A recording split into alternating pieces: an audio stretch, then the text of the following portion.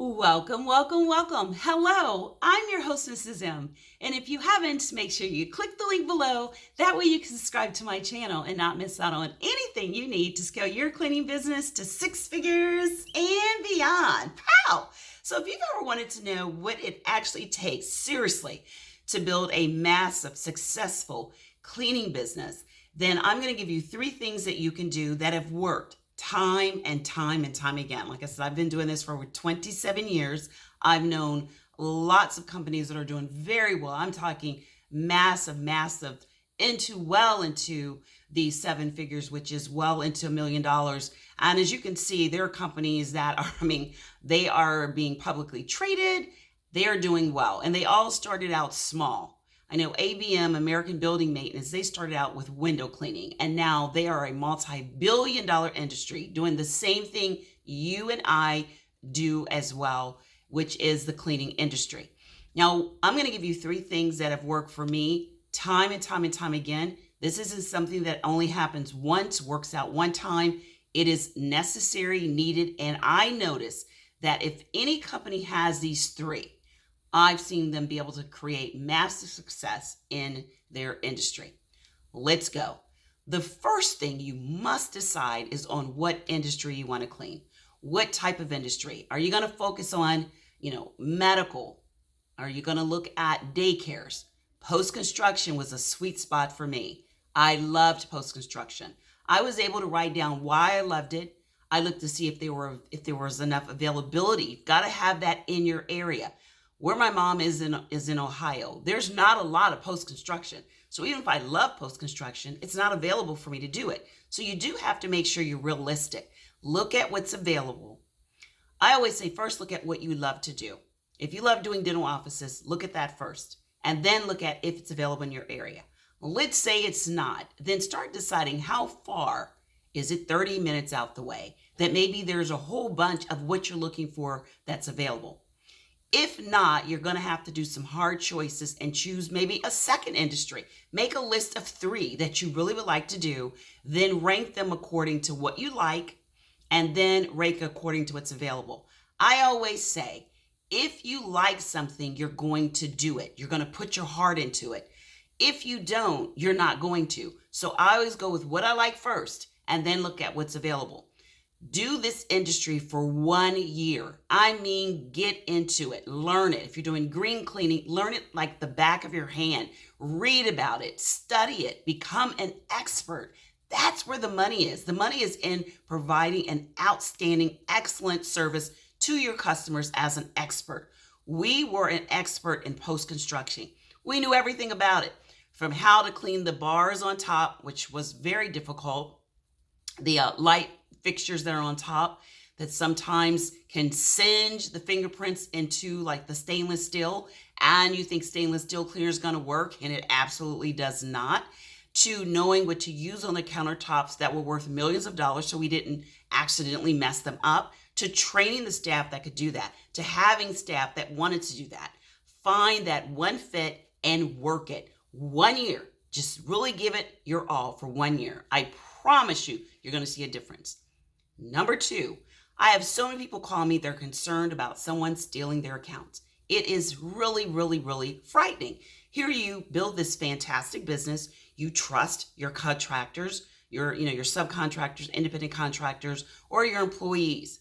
And they go in and you're giving them everything they need, as opposed to subcontractors are going in, of course, with their own. But let's say they're employees, you're giving them money, you're motivating them, you're giving them an opportunity, paycheck, all of that. And next thing you know, they've produced business cards and there they are passing them out on your account. I don't think anyone that's been in business past a year probably haven't been through that. I know I went through it again and again and again. Didn't take it personally. I just started finding ways that I could make sure it didn't happen.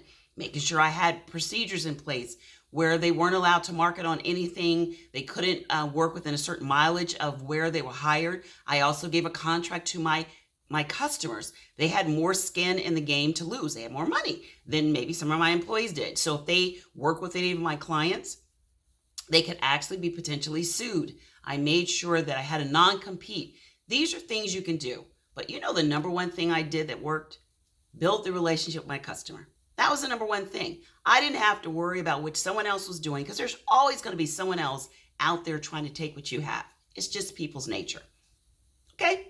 So what you do is you protect yourself. You make sure you're so good as the CEO of this company. You are fantastic. And if this is what happens, they won't be considering going with the other person because they will know that the only reason why the other person is good is because of how good your company is.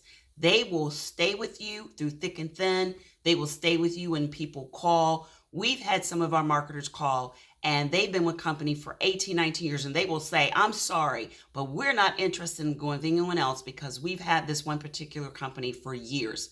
I applaud that because they know a good company is hard to find. So do not be concerned with what other people are doing. Stay in your lane. Focus on what you're doing. Focus doing a really, really great job and build that relationship with your customers. If you build a relationship, it'll take all the other noise out the way because they will start and know that it's you that's making that employee good, not the employee by themselves. Number 3, you have to have the systems. I can't emphasize that enough. I was able to get to some thousands of dollars kind of willy-nilly all over the place. And then I started having employees quit and stealing and doing all this and customers complaining. Now, that's when I realized, okay, what is to this system thing? I started seeing that when I created a system for hiring, that's my operations. When I created a system for sales, marketing, that brought in the money. When I created a system for training, that was my operations. And then when I myself started learning what I need to do as a servant CEO. A servant is a person that wants to lead, but they realize that they serve their employees, their customers first, and then everything else falls into place. When you become a servant leader, that means your leadership, you understand what it takes to motivate, to keep. You won't run all everywhere. These are the 5 must systems: sales, marketing, admin, leadership, and operations. If you look at most billion, million, and $1,000 companies, they're going to have some form of those 5 systems.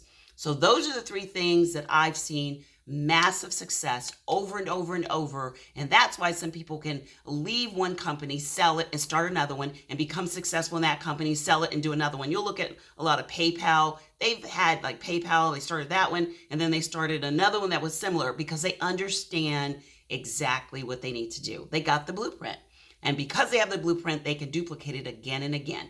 Those 3 have been very, very, very fortunate with me personally and a lot of our clients and our students. So if you want to learn more all about the systems, I'd love you to do this. Sign up for our free masterclass when it comes to government. We're all about it on Wednesdays. We're going to show you everything you need to do from grants to basic requirements and so much more. And if it's all about learning about what you need to do to scale that business using commercial to what? 6 figures and beyond? Pow! Then make sure you sign up for the workshop masterclass free. It'll be this Thursday, where I'll also go into the retaining, the acquiring, and the attracting. And I'm also going to tell you all about the systems I just talked about. Love to see you there. Click in the description to sign up. Until next time, be safe and take care. Bye-bye.